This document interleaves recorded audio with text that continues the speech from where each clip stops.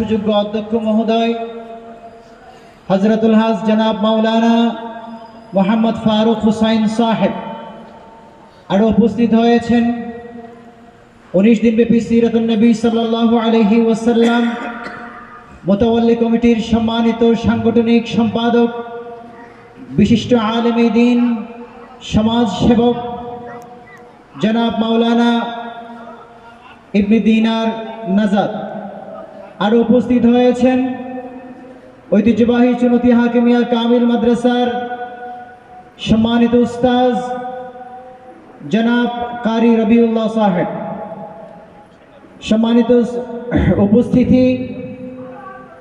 সম্মানিত এলাকাবাসী, মামুর জামে মসজিদের